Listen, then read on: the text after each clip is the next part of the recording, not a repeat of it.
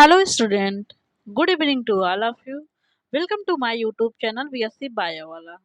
तो बच्चों, ये शाम का टाइम है। एक्चुअली पता है, जनरली मैं शाम को लेक्चर रिकॉर्ड करती हूँ, इसलिए मैं हमेशा गुड इवनिंग बोलती हूँ। ठीक है, कभी कभी आपका लेक्चर शाम को अपलोड हो जाता है, कभी कभी मॉर्निंग में अपलोड होता है। ठीक बच्चों, तो आप उसको रिमाइंड मत करिएगा। आज हम लोग देखेंगे पोस्ट ट्रांसक्रिप्शनल मॉडिफिकेशन। और ये पोस्ट ट्रांसक्रिप्शन मॉडिफिकेशन में हम लोग किसका मॉडिफिकेशन देखेंगे? एमआरएनए का। जो एमआरएनए बन चुका है उसमें अब मॉडिफिकेशन होगा, क्योंकि जो एमआरएनए बन रहा है उसमें ढेर सारी कमियां हैं, कुछ एक्स्ट्रा चीजें हैं ना, उसको हम लोग मॉडिफाई करेंगे। आप लोग को पता है, ये मैंने आपको कहीं ना कहीं प्रोसेस पहले ही बता दिया है, बस एक बार आपको रिकॉल करवाना है। ठीक है, इसी को हम लोग बोलते हैं आरएनए प्रोसेसिंग। आरएनए का प्रोसेसिंग करवाना है, आरएनए को थोड़ा सा प्रोसेस करवाना है। प्रोसेस मतलब उसको मॉडिफाई करवाना है। इसी को बोलना है पोस्ट ट्रांसक्रिप्शनल मॉडिफिकेशन। क्या बोलना है बच्चा? Post transcriptional modification. इसमें आपको पढ़ना है capping, splicing and poly adenylation. ये बहुत ही इजी टॉपिक है, आपको बहुत ही अच्छे समझ में आएगा। ठीक, लास्ट लेक्चर में हमने क्या किया था? ट्रांसक्रिप्शनल मॉडिफिकेशन, ट्रांसक्रिप्शन पे लेवल पर मॉडिफिकेशन देखा था। अब पोस्ट ट्रांसक्रिप्शन, ट्रांसक्रिप्शन के बाद मॉडिफिकेशन देखेंगे। नेक्स्ट लेक्चर में जो आपका यूनिट 4 है, उसमें पता है आपका ट्रांसलेशन, जो ट्रांसलेशन हो रहा है उस लेवल पे मॉडिफिकेशन देखा जाएगा। ठीक, तो ऐसे ऐसे आपको हर स्टेप पे कैसे कैसे जीन रेगुलेट किया जा रहा है, कि उनको ऑन होना है या ऑफ होना है, ये आप लोग पढ़ रहे हैं। ठीक है, आप लोग ध्यान से पढ़ेंगे तो आपको बहुत अच्छे से समझ में आएगा सब चीज़ें। और जिन बच्चे नए जुड़ते जा रहे हैं वो प्लीज़ स्टार्टिंग से प्लेलिस्ट में जाके वीडियो देखें। ओके, ठीक है। और अगर जो लोग देख लिए हैं वो अपना रिवाइज करते जाएं, वीडियो को देख खोल खोल के दोबारा से 2x पे कर करके या 1.5x पे करके अपना वीडियो को स्पीड बढ़ा के आप लोग देखा करिए। ओके, अब देखिए आप लोग, पोस्ट ट्रांसक्रिप्शन मॉडिफिकेशन, इसमें क्या होगा? ट्रांसक्रिप्शन के बाद जो एमआरएनए बन गया उसमें मॉडिफिकेशन करेंगे। ठीक, ये मान लीजिए डीएनए है, यहाँ पर ट्रांसक्रिप्शन हुआ और एमआरएनए आपका बन चुका है ना, यहाँ पे ट्रांसक्रिप्शन हुआ। ट्रांसक्रिप्शन के लेवल पे हम लोग मॉडिफिकेशन कल पढ़े थे लास्ट लेक्चर में। अब ये एमआरएनए बन चुका है, अब ये एमआरएनए बन चुका। अब इस एमआरएनए में ट्रांसक्रिप्शन, जो ये एमआरएनए बन चुका है, इस आरएनए में अब होगा मॉडिफिकेशन। इसी को बोलेंगे post transcriptional modification of mRNA. आप वहां जोड़ भी सकते हैं एमआरएनए का ही होगा, क्योंकि एमआरएनए ही बना है ना ट्रांसक्रिप्शन के द्वारा। किसका? क्या प्रोटीन बन चुकी है? नहीं, डीएनए का थोड़ी ना हम लोग करेंगे। एमआरएनए करना है हमको, उसी से काम निकलवाना है।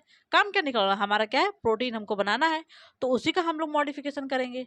ठीक, तो देखिए, इसमें हम लोग देखते हैं थियरी वाला पोर्शन पहले। It is a process in which modification occurs in mRNA after transcription होगा। यार यहाँ पे आप लोग ट्रांसक्रिप्शन करिए, कितनी मैं गलतियां करती हूँ लिखने में। तो देखिए, इसमें क्या है? मॉडिफिकेशन आप एमआरएनए आफ्टर ट्रांसक्रिप्शन, ट्रांसक्रिप्शन लिखिए इसको, यहाँ पे CRIPTI ऑन करिए।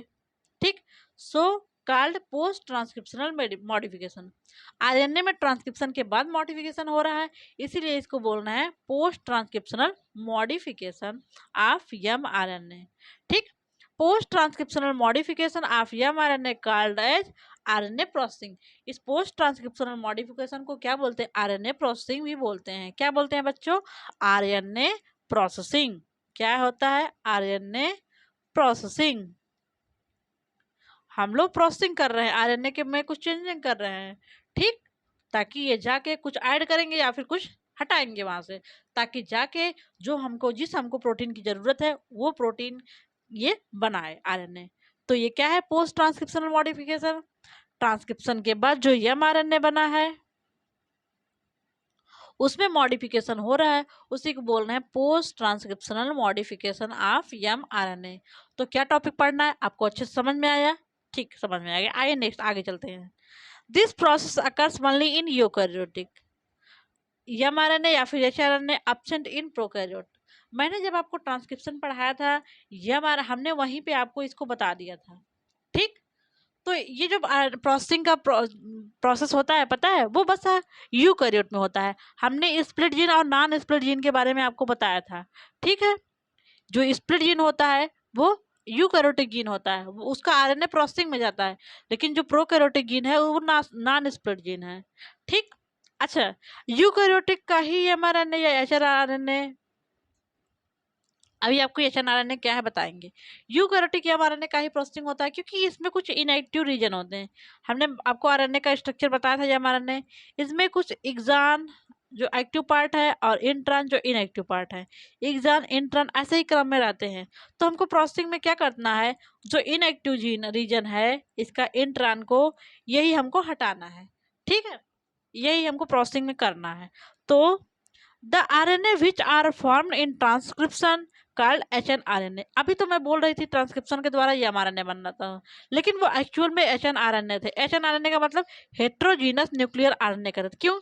क्योंकि वहां पे एक्सान और इंट्रॉन दोनों रीजन है, इसलिए इसे इसे बोलना हेट्रोजीनस। हेट्रोजीनस मतलब डिफरेंट डिफरेंट न्यूक्लियर आरएनए, ये न्यूक्लियस में बन रहा है, इसलिए इसको बोलना है हेट्रोजीनस न्यूक्लियर आरएनए। तो आरएनए जो अभी अभी न्यूली फॉर्म्ड है या ट्रांसक्रिप्शन के द्वारा, उसको बोलते हैं एच आरएनए। जब एच आरएनए में मॉडिफिकेशन हो जाएगा तो यही बनेगा एम आरएनए। तो एच आरएनए आप पता हो गया क्या हो गया, क्या है? जो आरएनए तुरंत ट्रांसक्रिप्शन के बाद बना है उसी को बोलना है एच एन आरएनए। क्या बोलना है? H N RNA, heterogeneous small nuclear RNA. क्या है? Heterogeneous nuclear RNA. बिकॉज इसको क्यों बोल रहे हैं हेट्रोजीनस? हेट्रो मतलब डिफरेंट डिफरेंट, दो रीजन है, इनके पास दो रीजन है, एक्सान एक्टिव फॉर ट्रांसलेशन और intron inactive region not able to translation. आप एक्सान और इंट्रॉन में कैसे डिफरेंस याद करेंगे? इंट्रॉन आई से इनएक्टिव होता है, तो इंट्रॉन क्या है? इनएक्टिव वाला रीजन है, एक्सान क्या है? एक्टिव वाला रीजन है। जैसे ये एक एमआरएनए हम आपको बना दे रहे हैं, यहाँ पे ऐसे एक्सान इंट्रॉन, एक्सान इंट्रॉन, ऐसे दो रीजन होंगे ना। तो हमको क्या होगा, इसी इंट्रॉन को यहाँ से हटाना है। ठीक, यही हम लोग प्रोसेसिंग में करेंगे। सो इन पोस्ट ट्रांसक्रिप्शनल मॉडिफिकेशन, ट्रांसक्रिप्शन जो ये, इसलिए इस पोस्ट ट्रांसक्रिप्शनल मॉडिफिकेशन में हम लोग क्या करेंगे, process inactive region of hnRNA आज रिमूव। जो इनएक्टिव रीजन है एचएनआरएनए का, इंट्रॉन रीजन है, इनएक्टिव रीजन है ना, इंट्रॉन मतलब इनएक्टिव रीजन, उसी को हम लोग रिमूव करना है। ठीक, जो ये पोस्ट ट्रांसक्रिप्शनल मॉडिफिकेशन है उसमें हम लोग इस इनएक्टिव रीजन को हटाएंगे, एमआरएनए से हम लोग उस इनएक्टिव रीजन को हटाएंगे। तो the processing of hnRNA occurs in 3 step. ये जो प्रोसेसिंग हम लोग कर रहे हैं वो 3 स्टेप में होगा, जो आपको ऊपर हेडिंग में बताया गया था, कैपिंग, स्प्लाइसिंग और टेलिंग। तो पहला क्या है? कैपिंग। कैपिंग है, पॉलीएडेनाइलेशन है और स्प्लिसिंग। इस पॉलीएडेनाइलेशन को टेलिंग भी बोलते हैं। यहाँ मैंने एक चीज लिखा है, को ट्रांसक्रिप्शनली और पोस्ट ट्रांसक्रिप्शनली। जानते हैं जो कैपिंग है आपका ना, वो को ट्रांसक्रिप्शनली होता है। को ट्रांसक्रिप्शनली मतलब ट्रांसक्रिप्शन के साथ साथ, जैसे ये डीएनए है ना, ये डबल हेलिकल डीएनए है, यहाँ से ये एमआरएनए बन रहा है ना, ऐसे दिखा देते हैं। जैसे देखिए ये एमआरएनए बन रहा है, ठीक, ये एमआरएनए बन रहा है, तो यहीं पे कैपिंग हो जाएगा। कैपिंग एमआरएनए बनते टाइम ही हो जा रहा है, इसी को बोलना है को ट्रांसक्रिप्शन। इस एमआरएनए का ट्रांसक्रिप्शन हो रहा है और यहाँ पे कैपिंग भी हो गया है। और जो पॉलीएडेनाइलेशन है और स्प्लाइसिंग है, ये ट्रांसक्रिप्शन के बाद आरएनए में मॉडिफिकेशन होता है। तो कैपिंग क्या है? को ट्रांसक्रिप्शनली हो रहा है, पॉलीएडेनाइलेशन और स्प्लिसिंग ट्रांसक्रिप्शन के बाद हो रहा है। आपको इसको याद करने का ट्रिक है, क्या है? CPS, CPS, capping, telling, splicing. Cap से याद कर लीजिएगा, कैप्स, ये मत लिखिएगा, CPS कर दीजिए कैप्स ना, कैपिंग, पॉलीएडेनाइलेशन या और स्प्लाइसिंग। ठीक है, तो पहला कैपिंग जो है वो ट्रांसक्रिप्शन के साथ साथ हो रहा है, और पॉलीएडेनाइलेशन और ट्रांसक्रिप्शन जो है ये आप पोस्ट ट्रांसक्रिप्शन या फिर आफ्टर ट्रांसक्रिप्शन। पॉलीएडेनाइलेशन को टेलिंग भी कहते हैं। इतना समझ में आ गया आपको? हम लोग कैप से याद करेंगे, कैपिंग, पॉलीएडेनाइलेशन और स्प्लाइसिंग। ठीक, मेन स्प्लाइसिंग प्रोसेस में हम लोग इंट्रॉन को रिमूव करते हैं। ठीक, तो पहला कौन सा स्टेप होगा यहाँ पे? ये देखिए, जो आरएनए प्रोसेसिंग वाला स्टेप सब हो रहा है, कैपिंग, टेलिंग, स्प्लाइसिंग, ये न्यूक्लियस में प्रोसेस सब हो रहा है, क्योंकि न्यूक्लियस में ही एमआरएनए बना है ट्रांसक्रिप्शन के द्वारा। ठीक, यहाँ पे आपको दिखाया गया है, देखिए डीएनए से डीएनए बना, ये होगा रिप्लिकेशन, ये होगा न्यूक्लियस में। आप में रिप्लिकेशन नहीं पढ़ना था, इसलिए हमने आपको रिप्लिकेशन नहीं पढ़ाया है। अब न्यूक्लियस में ही होगा ट्रांसक्रिप्शन। ट्रांसक्रिप्शन बने होगा तो H N R N A बनेगा। H N R N A का होगा प्रोसेसिंग न्यूक्लियस में, या न्यूज मतलब न्यूक्लियस। एम आर एन ए बन जाएगा। प्रोसेसिंग में 3 स्टेप होगा, कैपिंग, टेलिंग, स्प्लाइसिंग। अब ये एम आर एन ए जाएगा साइटोसाल में या फिर साइटोप्लाज्म में ट्रांसलेशन के लिए। ट्रांसलेशन में जाएगा तो यहाँ पे प्रोटीन बनेगा। फिर से देख लीजिए आप लोग, डीएनए से डीएनए का बनना ट्रिप्लिकेशन है, डीएनए से एचएनआरएनए ट्रांसक्रिप्शन है, ये भी न्यूक्लियस में होगा। और एचएनआरएनए से एचएनआरएनए का जब प्रोसेसिंग होगा तो ये एमआरएनए बनेगा, ये भी न्यूक्लियस में होगा।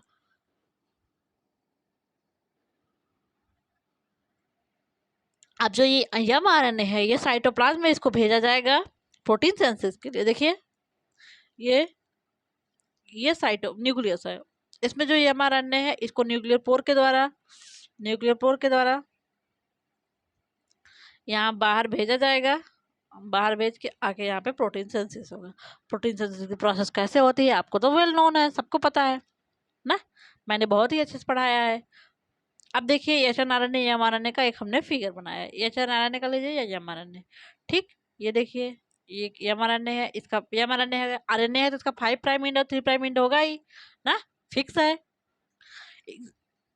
इसका देखिए इग्जान इंट्रान, इग्जान को मैंने ई से, इंट्रान को आई से दिखाया। ठीक है, ई आई इग्जान इंट्रान। तो हमको क्या करना है इस प्रोसेसिंग में, यहाँ पे कैप लगाना है, यहाँ पे टेल लगाना है, उसके बाद इसको स्प्लिट करके यहाँ से निकालना है। ठीक, जो इनएक्टिव रीजन है एमआरएनए का उसको यहाँ से हटाना है। देखिए पहले पहला हेडिंग डालिए आप लोग कैपिंग। देखिए कैपिंग में हम लोग क्या करेंगे, कैपिंग में क्या करेंगे, जो आरएनए का ये 5 प्राइम एंड था इसका मॉडिफिकेशन है, क्योंकि इसका ये हेड है ना, ये एमआरएनए का जो ये हेड है ना, और ये टेल रीजन है, 3 प्राइम इन टेल रीजन है। तो कैपिंग वाले रीजन हम लोग प्रोसेस में क्या करते हैं, ये जो इनका 5 प्राइम एंड है या एमआरएनए का उसी में मॉडिफिकेशन होता है, और टेलिंग में 3 प्राइम एंड का मॉडिफिकेशन होता है। और स्प्लिसिंग में क्या करते हैं, इन ट्रांस रीजन को काट के यहाँ से अलग किया जाता है। तो कैपिंग में किसका मॉडिफिकेशन है, 5 प्राइम एंड का मॉडिफिकेशन है या हेड का मॉडिफिकेशन है। ठीक है, तो कैपिंग क्या है, it is modification of 5 prime and, 5 prime and का मॉडिफिकेशन है। यूकैरियोटिक एचएनआरएनए मतलब modification of 5 prime end of eukaryotic hnRNA. आप जानते हैं ये प्रोसेसिंग वाला प्रोसेस बस यूकैरियोट में होता है। तो ये किसका मॉडिफिकेशन है, 5 प्राइम एंड ऑफ एचएनआरएनए। जो एचएनआरएनए है इसके 5 प्राइम एंड का यहाँ पे मॉडिफिकेशन है। This process occurs code transcription, यह प्रोसेस ट्रांसक्रिप्शन के साथ साथ होता है।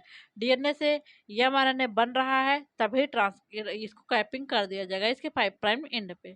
ठीक, इन दिस प्रोसेस 7 मिथाइल ग्वानोसिन, मैंने यहाँ पे ई कर दिया, यहाँ पे ई करिए आप लोग, जी कर दिया है। तो यहाँ पे 7 methyl guanosine triphosphate added at 5 prime end, इसको बोलते हैं जीटीपी। इसके 7th ग्वानोसिन के 7th कार्बन पे मिथाइल ग्रुप ऐड हो जाएगा। ठीक है, तो इसी को बोल रहे हैं 7 मिथाइल ग्वानोसिन, जो जीटीपी है ग्वानोसिन ट्राइफॉस्फेट को आरएनए के 5 प्राइम एंड पे ढेर सारे जीटीपी जोड़ दिया जाएगा। और इसमें एंजाइम जोड़ने के लिए 2 एंजाइम यूज होंगी, ग्वानोसिल ट्रांसफरेज और मिथाइल ट्रांसफरेज। ठीक है, कैपिंग प्रोसेस अकर्स इन न्यूक्लियस को ट्रांसक्रिप्शनली, यहाँ पे कैपिंग प्रोसेस आपको दिखाया गया है। तो कैपिंग प्रोसेस क्या है, कैपिंग प्रोसेस में जो आरएनए का 5 प्राइम एंड का मॉडिफिकेशन है, इसके 5 प्राइम एंड पे ढेर सारे ग्वानोसिन ट्राइफ मिथाइलेटेड, ये ग्वानोसिन जो जोड़ेंगे हम लोग, ये मिथाइलेटेड ग्वानोसिन ढेर सारे इसके 5 प्राइम एंड पे जोड़ दिया जाता है। ये प्रोसेस ट्रांसक्रिप्शन के साथ साथ हो रहा है। और ये जो ग्वानोसिन है यहाँ पे इसके 7th कार्बन पे मिथाइल है। ठीक है, क्या है, मिथाइल ग्रुप है। तो इसको कैपिंग करने के लिए 2 एंजाइम की जरूरत होती है, ग्वानिल ट्रांसफरेज और मिथाइल ट्रांसफरेज। क्या क्या, ग्वानिल ट्रांसफरेज और मिथाइल ट्रांसफरेज। किस किस एंजाइम की जरूरत हो रही है, एक बार मेरे साथ बोलिए, ग्वानिल ट्रांसफरेज और methyl transferase. Capping process occurs इन न्यूक्लियस कोड ट्रांसक्रिप्शनली। ये देखिए ये एचएनआरएनए है, ये इसका एग्जान और इंटरवल रीजन है, यहाँ पे इसके देखिए 5 प्राइम एंड पे ये 3 प्राइम एंड है, ये 5 प्राइम एंड पे पॉली जी कैपिंग किया, ढेर सारे गुआनोसिन ट्राइफॉस्फेट यहाँ पे लगा दिया है, इसी को बोल रहे हैं पॉली जी कैपिंग। ठीक, अब कैप का क्या फंक्शन है, क्यों ये mRNA को कैपिंग किया गया। ये mRNA कैपिंग करने का क्या कारण था? बिना कैपिंग के ही क्या प्रोटीन सिंथेसिस नहीं हो सकती थी? क्यों कैपिंग किया गया? देखिए नेचर में कोई काम, हमारे सेल में कोई काम हो रहा है तो बिना रीजन का कोई काम होगा नहीं। ओके, तो देखिए फंक्शन ऑफ कैप, इस कैप का क्या फंक्शन है? देखिए, increase stability of HNRNA and protect from degradation of nucleus. जो HNRNA बना है ना, इस पे कैप करने से क्या, कैपिंग करने से जी जी जी जी पॉली जी जोड़ेंगे मेथाइलेटेड गुआनोसिन ट्राइफॉस्फेट। ठीक, ये क्या करता है, जो न्यूक्लियस में न्यूक्लियस भी एंजाइम है ना, न्यूक्लियस एंजाइम क्या होगा, न्यूक्लिक एसिड को डिस्ट्रॉय कर देगा। तो कैपिंग करने देने से ये न्यूक्लियस एंजाइम इस HNRNA पे वर्क नहीं करता है। अगर ये न्यूक्लियस एंजाइम इस RNA पे वर्क करता है तो इसको न्यूक्लियोटाइड और न्यूक्लियोसाइड में ब्रेक करता है ना, न्यूक्लियोटाइड या न्यूक्लियोसाइड में ब्रेक कर देता है। तो जो भैया सेल इतना काम की है, इतना मेहनत की है, ट्रांसक्रिप्शन करवाई है, या हमारे ने करवाया है ही ना, करवाई, और न्यूक्लियस में फट से भैया ये आके डिस्ट्रॉय कर दिए उस इस mRNA को। ये क्या करेंगे, ये mRNA का जो न्यूक्लिक एसिड का बना ही है, तो इसको भैया ये भैया आके ऐसे ऐसे न्यूक्लियस आके कट करके डिस्ट्रॉय कर देंगे। तो इसीलिए ये जो mRNA है उसके ऊपर पॉली जी मिथाइलेटेड गुआनोसिन का कैपिंग कर दिया जाता है। तो ये न्यूक्लियस इस पे वर्क नहीं कर पाता है, ये नॉन फंक्शनल हो जाता है। और नेक्स्ट इसका क्या रीजन है, it provide signal for binding of ribosomal small सब unit during protein synthesis. Capping इसीलिए भी यूजफुल है, ये जो राइबोसोम का पहले स्मॉल सब यूनिट जुड़ता है प्रोटीन सिंथेसिस के लिए, जैसे मान लीजिए mRNA है, तो पहले इसके साइन डालगर्नो सीक्वेंस और एंटी साइन डालगर्नो सीक्वेंस याद है ना, वहां से ये स्मॉल सब यूनिट ऑफ राइबोसोम आके यहाँ पे जुड़ता है ना, तो ये सिग्नल प्रोवाइड करता है कैप के आसपास ही आपको जुड़ना है। ठीक, कैप के आसपास ही वो साइन डायगोनल सीक्वेंस या एंटी साइन डायगोनल सीक्वेंस होता है और उसी पे ये आके जुड़ता है। ठीक, अब आप लोग बताइएगा साइन डायल एसडी सीक्वेंस, जो साइन डायगोनल सीक्वेंस है वो कहाँ है, एएसडी सीक्वेंस वो किस में है, या एमआरएनए में है या फिर आरएनए में है। ठीक, और कोजेक सीक्वेंस भी हमने बताया था, जो यूकैरियोट था वहां पे कोजेक सीक्वेंस था। तो कैपिंग क्या क्या किया, कैपिंग आरएनए को जो एचएनआरएनए बना है उसको डिस्ट्रॉय होने से बचा रहा है, और ये साइट प्रोवाइड करता है कि राइबोसोम का स्मॉलर सब यूनिट आके कैप के आसपास ही बाइंड हो जाए। ठीक, नेक्स्ट स्टेप है बच्चा पॉली एडेनाइलेशन या फिर टेलिंग। अब टेलिंग में क्या होगा, 5 प्राइम का मॉडिफिकेशन हो चुका है, अब टेलिंग में 3 प्राइम का मॉडिफिकेशन होगा, इसके 3 प्राइम एंड पे जहाँ पे OH है उसका मॉडिफिकेशन होगा। तो यहाँ पे हमने लिखा है टेलिंग क्या है, पॉली, इसको पॉली एडेनाइलेशन क्यों कहते हैं, क्योंकि ढेर सारे एडेनोसिन यहाँ पे जोड़ा जाता है।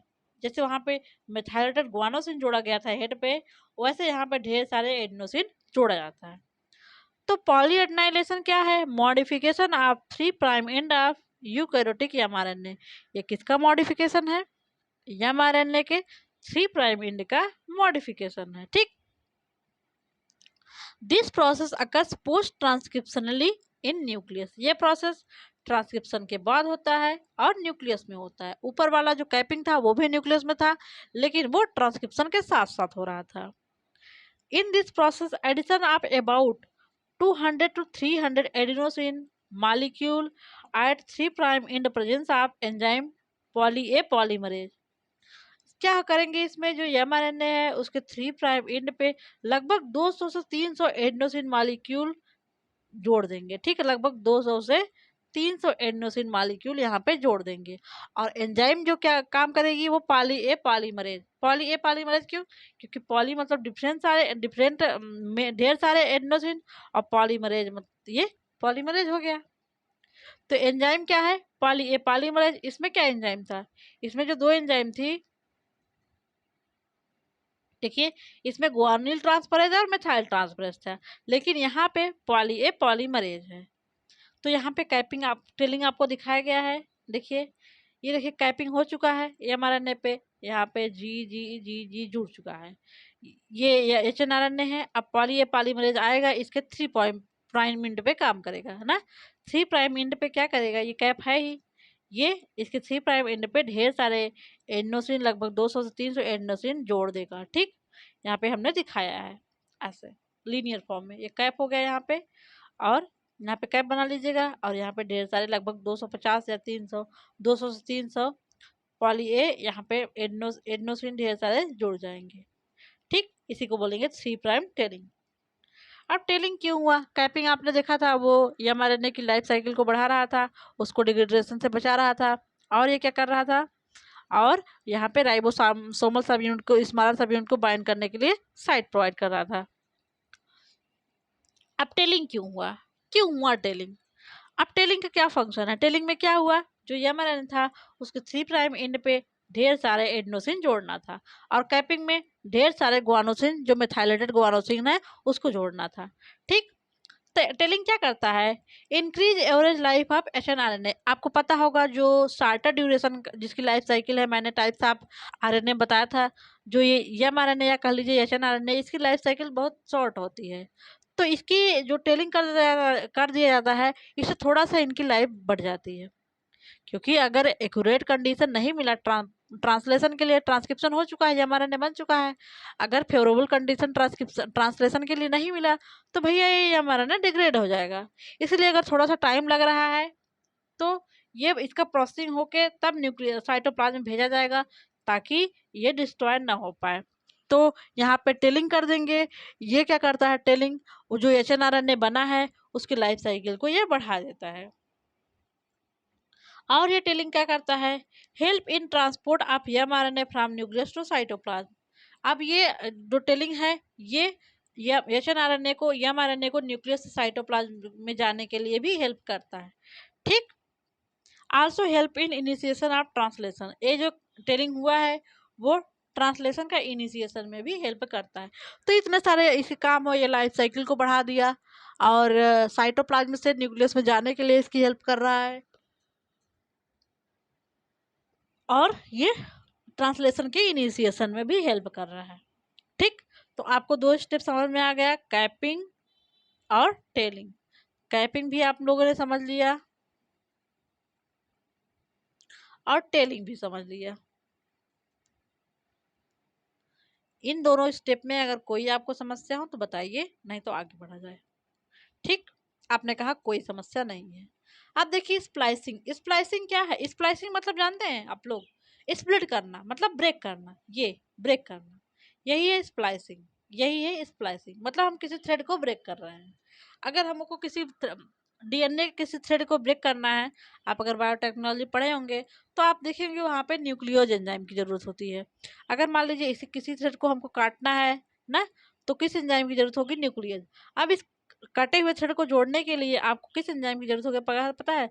लाइगेज एंजाइम की, डीएनए लाइगेज एंजाइम की आपको जरूरत होगी। ठीक है, यहाँ पे तो 2 एंजाइम की जरूरत होगी। इंडोन्यूक्लियस ब्रेक करने के लिए, इंडोन्यूक्लियस क्या बोलते हैं? सीजर ऑफ मॉलिक्यूलर बायोलॉजी, और लाइगोज को ग्लू बोलते हैं। इसको सीजर मतलब कैंची बोलते हैं। तो इसमें स्प्लिसिंग में क्या होगा? Removal of intron from HNRN. जो एचएनआरएन है उसमें जो इंट्रॉन एक्सॉन, इंट्रॉन है, एक्सॉन है, इंट्रॉन है, एक्सॉन है, तो जो इंट्रॉन इनएक्टिव रीजन है इसको यहाँ से रिमूव करना है। ठीक, स्प्लिसिंग में यही होगा, जो इनएक्टिव रीजन है उसको यहाँ से रिमूव किया जाएगा। ठीक है, ये प्रोसेस पोस्ट ट्रांसक्रिप्शनली होता है, ट्रांसक्रिप्शन के बाद होता है। ATP dependent process. इस प्रोसेस में एटीपी चाहिए, इसलिए इस प्रोसेस को बोल रहे हैं एटीपी डिपेंडेंट प्रोसेस। ये प्रोसेस कब होता है? Process occurs in presence of spliceosome complex या फिर स्नर्प। ये प्रोसेस जो होता है स्प्लिसिंग का, वो स्प्लिसियोसोम कॉम्प्लेक्स में होता है। ठीक है, अगर स्प्लिसियोसोम कॉम्प्लेक्स आ गया है, इंट्रॉन पे जुड़ गया है, तो उसको स्प्लिट करके वहां से हटा देगा। अगर स्प्लिसियोसोम कॉम्प्लेक्स नहीं है तो स्प्लिसिंग नहीं होगा। इसको बोलते हैं स्नर्प, SNRNP, स्नर्प। स्नर्प का मतलब है, शॉर्ट फॉर्म है इसका, small nuclear ribo nuclear protein. ये जो स्प्लिसियोसोम है ये है small nuclear ribo nuclear protein है। ठीक है, न्यूक्लियस में राइबो न्यूक्लियर ये प्रोटीन है। ठीक है, स्नर्प के बारे में देखिए, स्नर्प में टू सब यूनिट है, स्मॉल न्यूक्लियर आरएनए है और प्रोटीन है। प्रोटीन में राइबो न्यूक्लियर प्रोटीन है, और जो आरएनए है लगभग ये 250 न्यूक्लियोटाइड का है, और ये यूरेसिल रिच है, यहाँ पे ढेर सारे यूरेसिल होंगे। ठीक बच्चा, जो ये स्नर्प है, recognise intron, cuts intron by enzyme nucleus and digest intron. ये जो स्नर्प रीजन है, ये थोड़ा सा आपका सही नहीं आया ना, तभी समझ में आ जाएगा, विजिबल है। तो ये स्नर्प रीजन है, जो स्नर्प प्रोटीन है ना, वो जो इंट्रान पे, जैसे ये मान लीजिए इंट्रान है, इंट्रान पे ऐसे स्नर्प जुड़ जाएगी, स्नर्प जुड़ जाएगी, इसको रिकॉग्नाइज कर लेगी इंट्रान को, और न्यूक्लियस एंजाइम के द्वारा इसको यहाँ से डाइजेस्ट करके हटा देगी। ठीक है, जब न्यूक्लियस एंजाइम के द्वारा स्नर्प इसको डाइजेस्ट करके हटा दी, तब आएगा तब आएगा डीएनए लाइगेज। लाइगेज आके यहाँ पे इसको जोड़ देगा। ठीक है, डीएनए लाइगेज आके इन दोनों को जोड़ देगा। तो स्नर्प क्या किया, ये इंट्रान को रिकॉग्नाइज किया है और इंट्रान को वहां से कट करता है एमआरएनए को एंजाइम न्यूक्लियस के द्वारा, और इंट्रान को जो होता है उसको डाइजेस्ट कर देता है ना। आफ्टर रिमूविंग इंट्रान, इंट्रान को रिमूव करने के बाद joints mRNA bye enzyme ligase, इस स्नर्प लाइगेज एंजाइम के द्वारा उस जो गैप है, निक गैप बचा ना उनके बीच, इस गैप को वो फिल कर देता है, इस गैप को वो फिल कर देगा लाइगेज एंजाइम। ठीक, introns are removed in form of lariat, फंदे के रूप में इंट्रान को रिमूव किया जाता है। जैसे ये इंट्रान है ना, ये एमआरएनए है, यहाँ पे मान लीजिए इंट्रान है, ये इंट्रान है, तो इंट्रान को लैरिएट के फॉर्म में ऐसे निकाला जाएगा, फिर आगे ये यहाँ से अलग हो जाएगा, न्यूक्लियस इसको आके डाइजेस्ट कर देगी। ठीक, आगे हमने दिखाया गया, ये हमने एक एमआरएनए बनाया है, एचएनआरएनए बनाया है आपको ना, ये एग्जान इंट्रान, एग्जान इंट्रान, मतलब पहला एग्जान है, पहला इंट्रान है, दूसरा एग्जान है, दूसरा इंट्रान, ऐसे होता है ना। अब यहाँ पे स्प्लिसियोसोम कॉम्प्लेक्स आके जुड़ गया, स्प्लिसियोसोम या स्नर्प आके जुड़ गया, तो देखिए ये क्या करेगा, इस इंट्रान पे, इस इंट्रान फर्स्ट को रिकॉग्नाइज कर लिया, इस पे यहाँ ये जुड़ गया। अब इस इंट्रान को न्यूक्लियस एंजाइम की सहायता से यहाँ पे कट करेगा, लैरिएट बना दिया ना, लैरिएट बना के यहाँ पे कट कर दिया, देखिए यहाँ पे कट कर दिया है। कट करने के बाद ये यहाँ पे आके न्यूक्लियस यहाँ पे आके इसको डाइजेस्ट कर देगा, और लाइगेज एंजाइम ये दोनों एग्जान को जोड़ देगा, फिर इस इंट्रान पे जाएगा ना, आगे वाले इंट्रान पे जाएगा, उसको भी कट करके फिर डीएनए लाइगेज ज्वाइन कर देगा। तो हमको जो फ्रेश एमआरएनए मिलेगा वो बस इंट्रान वाला होगा, बस इंट्रान इंट्रान वाला होगा, फिर बस ये इंट्रान वाला होगा, और इसमें क्या हुआ, कैपिंग हुआ है और टेलिंग हुआ है। Now fully processed hRNA called mRNA, जो एचआरएनए में प्रोसेसिंग हो गया, यहाँ पे कैपिंग हो गया, टेलिंग हो गया और स्प्लिसिंग हो गया, अब ये फुली प्रोसेस्ड हो गया है। जो ये फुली प्रोसेस्ड एचएनआरएनए है उसको बोलेंगे हम लोग mRNA, which is ready to transport in cytosol protein synthesis. अब हमारा जो एचएनआरएनए बना था ट्रांसक्रिप्शन के बाद, वो ट्रांसलेशन के लिए साइटोप्लाज्म में जाने के लिए रेडी है। अब डीएनए से जो आपका ट्रांसक्रिप्शन के द्वारा एचएनआरएनए बना था ना, वहाँ पे प्रोसेसिंग हो चुका है, ये एमआरएनए में कन्वर्ट हो चुका है। अब ये एमआरएनए रेडी है कि भैया जाके आप लोग ट्रांसलेशन करिए, आप ट्रांसलेशन जाके करिए, आपके पास कोई कमी नहीं है, आप ट्रांसलेशन कर सकते हैं। लेकिन इतना ही नहीं, ट्रांसलेशन के लेवल पे रेगुलेशन तो हुआ, अब जाके पोस्ट ट्रांसलेशन लेवल पे भी मॉडिफिकेशन होगा, वहाँ पे भी रेगुलेशन होगा। ठीक, अभी इसको छुटकारा नहीं मिला, लेकिन आईएमआरएनए में नहीं होगा, आगे जाके वहाँ पे प्रोटीन सिंथेसिस के समय वहाँ पे भी रेगुलेशन होगा। यहाँ पे मैंने एक आपको प्रोसेस्ड एमआरएनए दिखाया है, फुली प्रोसेस्ड एमआरएनए। ये कैप हो गया, कैप पे पॉली जी जोड़ा जाता है और टेल पे पॉली ए, और यहाँ पे देखिए इंटरान फर्स्ट है, सेकेंड है और फोर्थ है, ये आपका फुली प्रोसेस्ड एमआरएनए है।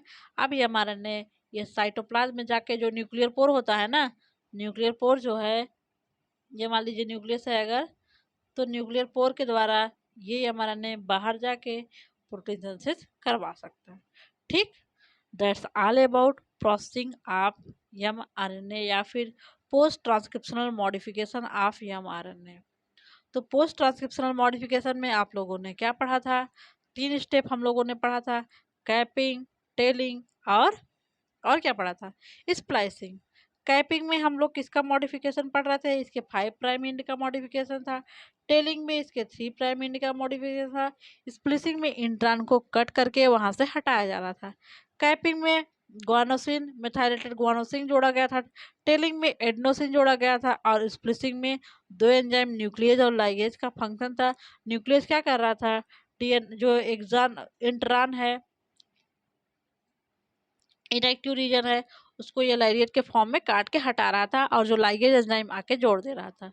ठीक है, तो आपको सारा प्रोसेस समझ में आ गया है। यहाँ पे फिर से बता देते हैं, डीएनए रेप्लिकेशन हुआ, ट्रांसलेशन हुआ, एचएनआरएनए बना, एचएनआरएनए का प्रोसेसिंग होकर एमआरएनए बना, ये एमआरएनए कैपिंग टेल स्प्लिसिंग है, अब ये ट्रांसलेशन के लिए रेडी है, अब ये साइटोसॉल में जाने के लिए तैयार है। ठीक, ये हो गया आपका post transcriptional modification of mRNA या एचएनआरएनए कर लीजिए। इसमें जो तीनों स्टेप्स थे हमने अच्छे से पढ़ लिया। बताइए कोई प्रॉब्लम, कोई समस्या हो तो बताइए भाई। आपको समझ में आ गया? हमको तो लग रहा है बहुत अच्छे से आपको समझ में आ गया होगा कैपिंग, टेलिंग और स्प्लिसिंग। आपका ये यूनिट थर्ड है ना, यूनिट थर्ड का आप सिलेबस उठा के देखेंगे। आपको एक टॉपिक और पढ़ना है, आरएनए एडिटिंग। ठीक, आपको नेक्स्ट लेक्चर में हम आरएनए एडिटिंग बता देंगे। इसके बाद आपका यूनिट थर्ड ये समाप्त हो जाएगा, फिर आपका स्टार्ट होगा यूनिट फोर्थ। ठीक, तो थैंक यू सो मच, मिलते हैं नेक्स्ट लेक्चर में। जो बच्चे नए हो, प्लेलिस्ट में जाके आपका जूलॉजी का प्लेलिस्ट बना है, बॉटनी का, सब सेमेस्टर का प्लेलिस्ट बना है, first semester, second semester, third semester, fourth semester, fifth semester ना। जूलॉजी बॉटनी का अलग अलग प्लेलिस्ट बना है, आप जाइए अपना प्लेलिस्ट खोज के वहाँ से अपने वीडियो कंटिन्यू देख लीजिए। Okay, thank you so much बच्चों, मिलते हैं नेक्स्ट लेक्चर में।